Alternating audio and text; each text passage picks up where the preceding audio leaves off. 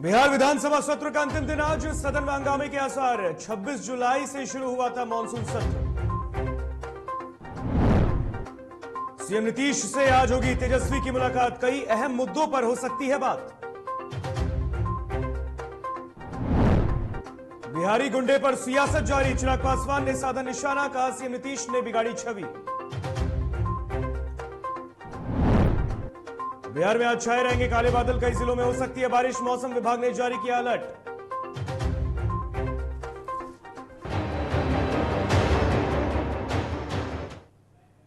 नमस्कार, आप देख रहे हैं डीटीवी भारत और मैं हूं आपके साथ ऋतिक। खबरें विस्तार से। बिहार विधानसभा के मानसून सत्र का आज अंतिम दिन है और ऐसे में सदन में हंगामे के आसार हैं। आपको बता दें कि 26 जुलाई से सत्र का आगाज हुआ और लगभग हर रोज विपक्ष ने सदन में विधायकों के साथ बदसलूकी के मुद्दे पर हंगामा किया है। तो आपको बता दें कि 26 जुलाई से बिहार विधानसभा का मानसून सत्र शुरू हुआ था। 5 दिन का यह सत्र था और आज अंतिम सत्र है। आज अंतिम सत्र की कार्यवाही होगी अंतिम दिन की। आपको बता दें कि 4 दिन विपक्ष का हंगामा लगातार सत्ता पक्ष के ऊपर रहा है। लगातार विपक्ष सत्ता पक्ष पर हमला बोलता रहा है और आज अंतिम दिन भी सदन में विपक्ष के हंगामे के आसार हैं।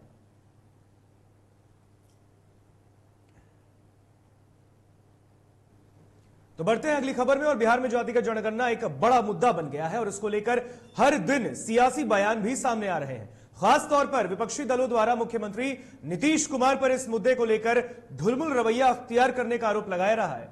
नेता प्रतिपक्ष तेजस्वी यादव अक्सर ये कहते हैं कि मुख्यमंत्री नीतीश ही जातीय जनगणना नहीं चाहते।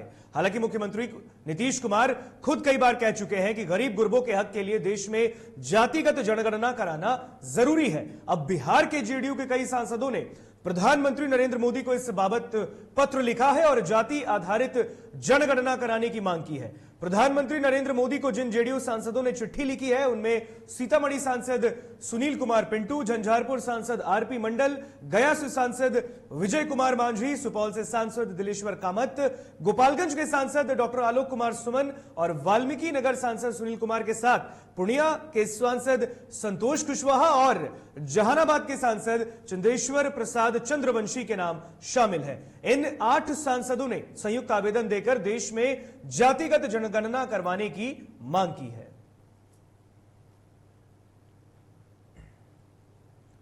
वहीं सांसद चिराग पासवान का मुख्यमंत्री नीतीश कुमार पर हमला लगातार जारी है। चिराग पासवान किसी भी तरह से सीएम नीतीश को छोड़ने के मूड में नहीं है। दरअसल टीएमसी सांसद ने बिहारी को गुंडा संबोधित किया और उन पर आरोप लगा और इस मामले में पूछे जाने पर चिराग पासवान ने कहा कि जिसने भी इस प्रकार का ट्वीट किया है वो बहुत गलत है, मैं इसका समर्थन नहीं करता। चिराग पासवान ने कहा कि बिहार की छवि को बर्बाद करने में मुख्यमंत्री नीतीश कुमार का भी हाथ है। उन्होंने कहा कि हम लोगों की लड़ाई भी बिहारी अस्मिता की लड़ाई है। वहीं लोजपा सांसद ने सचिवों पर लाठीचार्ज की भी तीखी आलोचना की है। उन्होंने कहा कि बिहार सरकार किस पर लाठी नहीं चलाती है। जो लोग भी अपनी मांगों को लेकर सड़कों पर उतरते हैं, बिहार सरकार उन पर भी लाठी चलाती है।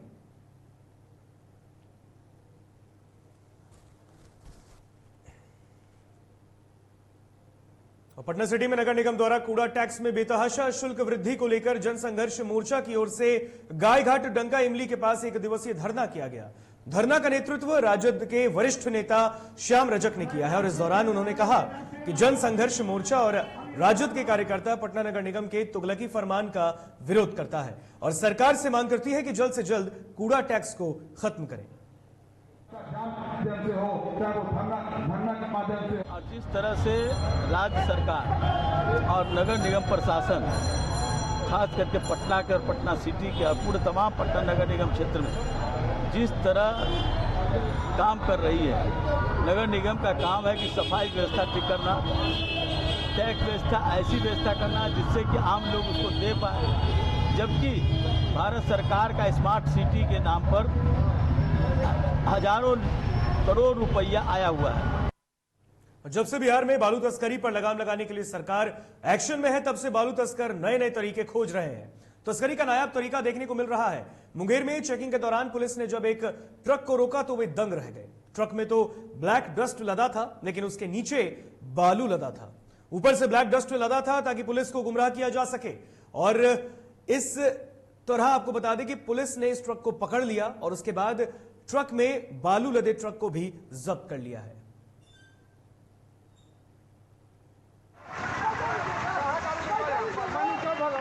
जिस तरह हम लोग के गाड़ी को माइनिंग खनन विकास पदाधिकारी चेक करते हैं, ओवरलोड है नहीं है, माइनिंग चालान है सर, चेक कर लेता है। उसको क्यों नहीं चेक करता है? उसको भी चेक, उसका भी चेक होना चाहिए। हम लोग का यही मांग है। आज क्या हुआ? आज हुआ हम लोग का गाड़ी एसोसिएशन संघ एक गाड़ी को पकड़े, हमको लगा गाड़ी में ओवरलोड है, ठीक है। उसके बाद गाड़ी को पकड़े, हम लोग सब एकत्र हुए एक जगह। उसके बाद खनन विकास पदाधिकारी को फोन किए। प्रथम दृष्टा अवैध लगती है, वो बढ़ती दर से इस पर कार्रवाई करेंगे।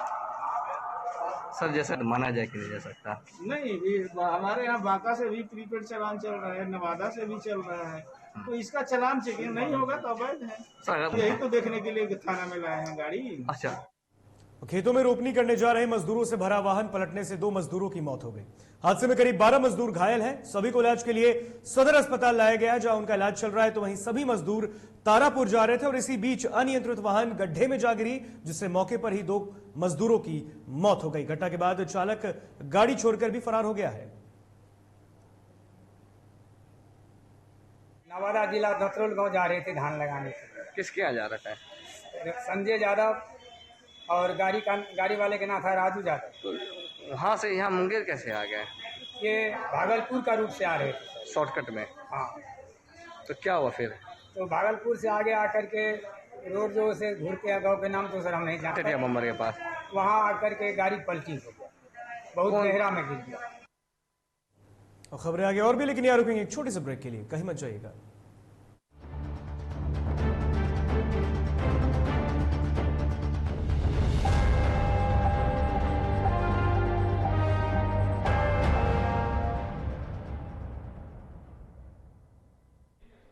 घर चाहिए, मकान चाहिए कि चाहिए दुकान, या फिर चाहिए जमीन जायदाद, वो भी बिना ब्रोकर, बिना कमीशन के, 100% लीगल। अधिक जानकारी के लिए देखिए हमारा खास कार्यक्रम बिल्डिंग बाजार।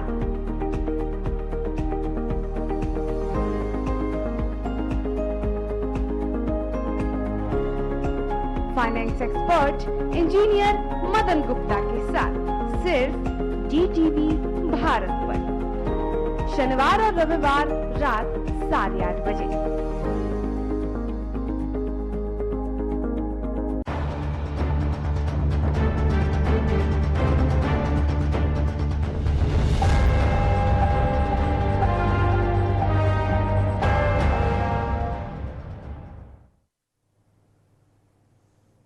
ब्रेक के बाद एक बार फिर स्वागत है आपका DTV भारत में। बढ़ते हैं खबरों में आगे।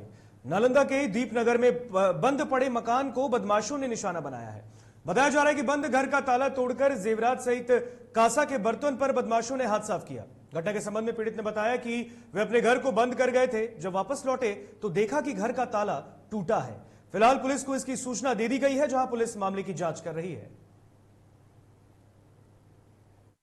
रात में जब हम लोग सुबह आए तो देखे ताला वाला टूटल है और गांव वाला फोन हमको पास किए और जब रात को हम 4-5 लाख के होबे करेगा, चांदी था, सोना था और पूरा कपड़ा सहित खत्म कर दिया। एक चीज़ का और घर में बैठ के दारू और गांजा के साथ पिया और मस्ती लिया और उसका सीडी लेके चल गया। हम लोग गेल थे, अपना घर थे, हमारा घर यहाँ नहीं है, वो हमारा दीदी थे तो मायके यहाँ गेल थे बीमार के कारण, तो वही वजह से वो आए, पता चला कि ऐसे बात है। गया जिले के आमस थाना क्षेत्र के खैरा गांव के सीमेंट छड़ व्यवसायी से 20 लाख रुपए की रंगदारी मांगने वाले 2 युवकों को थाने की पुलिस ने गिरफ्तार किया। मामले का खुलासा करते हुए शेरघाटी डीएसपी प्रवेंद्र भारती ने बताया कि अलग अलग मोबाइल नंबर से व्यवसायी को धमकी दी जा रही थी और 20 लाख रुपए की रंगदारी की मांग की जा रही थी। गिरफ्तार आरोपी की पहचान हो चुकी है। दोनों आमस थाना क्षेत्र के महापुर गांव के रहने वाले हैं। उन्होंने शिकायत किया था कि उनके मोबाइल पर 20 लाख की रंगदारी मांगी गई जी। तो इसमें थाना अध्यक्ष आमस कुमार द्वारा त्वरित कार्रवाई करते हुए 24 घंटा के अंदर जो आदमी रंगदारी मांगा था उसे गिरफ्तार कर लिया गया तथा जिस सिम से और जिस मोबाइल से रंगदारी मांगा गया था जी उसको भी बरामद कर लिया। कहाँ के रहने वाले लोग? ये रहने वाले जो है आपको महापुर। जमुई के झाझा में मंदिर के जमीनी विवाद को लेकर अब स्थानीय लोगों ने मोर्चा खोल दिया है। ग्रामीणों का कहना है कि जमीन मंदिर की है और इसे जबरन किसी असामाजिक तत्व के लोगों द्वारा कब्जा करने की कोशिश की जा रही है। बता दें कि इस बात की सूचना प्रशासन को भी दी गई, जहां थाना अध्यक्ष राजेश शरण गंभीरता से इस मामले के सत्यापन में जुटे हैं।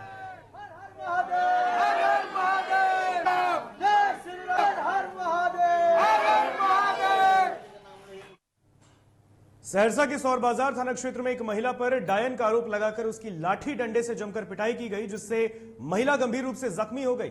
घायल अवस्था में उसे इलाज के लिए अस्पताल लाया गया, जहां उसकी मौत हो गई। फिलहाल पुलिस मामले की जांच कर रही है।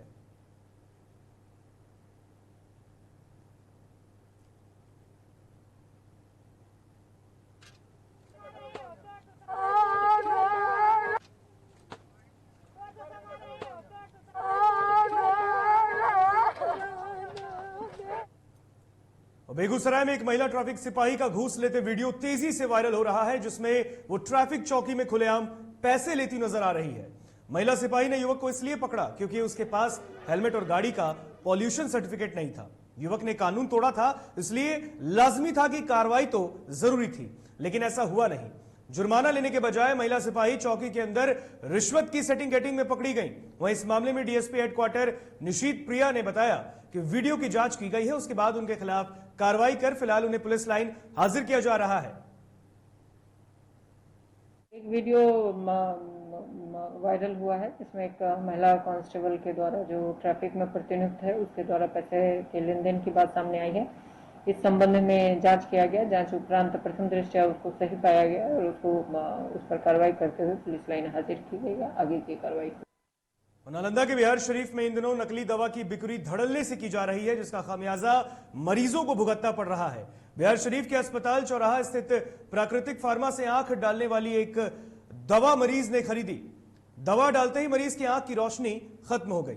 आनंद फानन में मरीज को अंबेर चौराहा आंख के चिकित्सक के पास इलाज के लिए लाया गया, जहां चिकित्सकों ने दवा को नकली बताते हुए आंख की रोशनी गायब होने की बात कही है। तो वहीं नकली दवा की बात सुनकर परिजन मेडिकल स्टोर दुकानदार के पास शिकायत के लिए गए, तो दुकानदार नकली दवा की बात सुनते ही भड़क गया और मरीज के साथ हाथापाई भी की। इनका मोतियाबिंद का ऑपरेशन कराए थे। अच्छा। और रोशनी इनकी बहुत अच्छी आई थी। पट्टी खुलने के बाद 15-16 दिन तक इनकी रोशनी बहुत अच्छी आई थी। दवा खत्म होने के बाद ये वहाँ से दवा लाने के लिए चले गए। दवा इनको ये दवा दिया जिसके कारण उनका इन्फेक्शन आँख में हो गया। अच्छा। और उनकी पूरी रोशनी चली गई।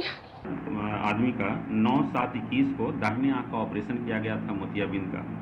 ऑपरेशन के 16वें दिन उनको कॉर्नियल अल्सर हो गया था और कॉर्नियल अल्सर होने से पहले 3-4 दिन पहले उन्होंने बाहर से एक दवाई आँख में डाली थी लाके, जिसका कि कलर जो था वो डार्क टैन या ब्राउन कलर का था, जो कि क्रिस्टल क्लियर होना चाहिए था। तो एक संभावना व्यक्त की जा सकती है कि दवाई के कारण हो सकता है, जो कि जांच के बाद ही पता चलेगा। कटिहार के महापौर शिवराज पासवान की बाइक सवार बदमाशों ने ताबड़तोड़ कई गोलियां दागकर हत्या कर दी। पुलिस के मुताबिक बदमाशों की गोली लगते ही मेयर शिवराज पासवान गंभीर रूप से जख्मी हो गए, जिसके बाद उन्हें तुरंत अस्पताल ले आया गया, जहां उन्होंने दम तोड़ दिया। कटिहार के मेयर थे, वह संतोषी चौक के पास आ रहे थे। उसी क्रम में अपराधकारियों द्वारा उनको गोली मारी गई, जो 3 गोली उनको बाएं सीना में लगी। इनको इलाज के लिए KMCH लाया गया, जिनकी इलाज के क्रम में उनकी मृत्यु हो चुकी है।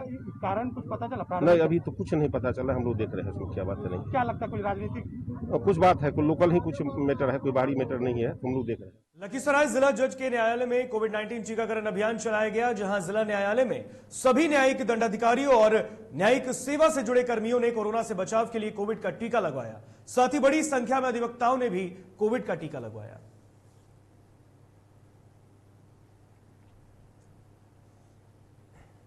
और बिहार में मानसून की सक्रियता लगातार बनी है। अनुमान है कि शुक्रवार को भी काले बादल छाए रहेंगे और इस दौरान कहीं कहीं हल्की से मध्यम बारिश हो सकती है। तो वहीं शनिवार को जिले के 1 या 2 स्थानों पर हल्की बारिश या फिर गरज के साथ बौछारें पड़ने का अनुमान है। दिन के तापमान में 3 से 4 डिग्री सेल्सियस तो न्यूनतम तापमान में 1 डिग्री सेल्सियस तक की कमी आ सकती है।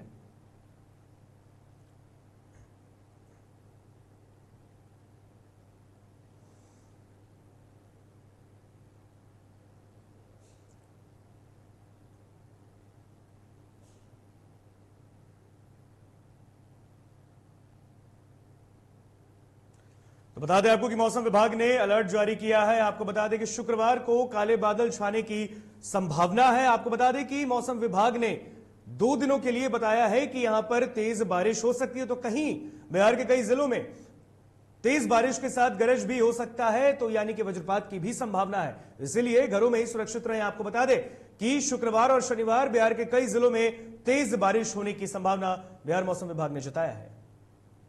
वहीं सीएम हेमंत सोरेन ने चाईबासा में लाभुकों के बीच परिसंपत्तियों का वितरण किया है। तो वहीं मुख्यमंत्री ने 51 योजनाओं का शिलान्यास और 44 योजनाओं का उद्घाटन किया है। तो वहीं 3,351 किसानों के बीच केसीसी ऋण का वितरण भी किया गया।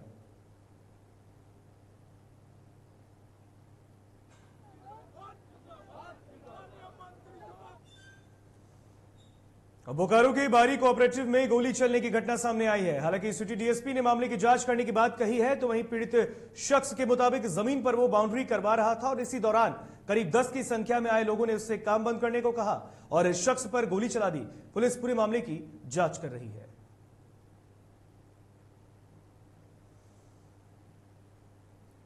वहीं देवघर के लखोरिया गांव में तालाब में एक युवक का शव बरामद किया गया है। युवक की पहचान डहुआ गांव के निवासी पप्पू दास के रूप में की गई। स्थानीय ग्रामीणों ने शव को तालाब में देखकर पुलिस को मामले की सूचना दी। सूचना मिलते ही पुलिस घटनास्थल पर पहुंची और शव को अपने कब्जे में लेकर पोस्टमार्टम के लिए भेज दिया।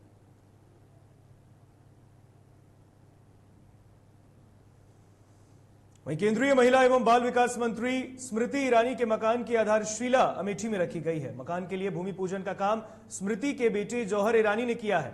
इस मौके पर बड़ी संख्या में बीजेपी पदाधिकारी और कार्यकर्ता भी मौजूद रहे। आपको बता दें कि 2019 में हुई लोकसभा चुनाव में अमेठी संसदीय क्षेत्र से बतौर बीजेपी प्रत्याशी चुनावी जीत हासिल करने पर स्मृति ईरानी ने लोगों से जिला मुख्यालय में अपना मकान बनाकर रहने और लोगों की समस्या को हल करने का वादा किया था।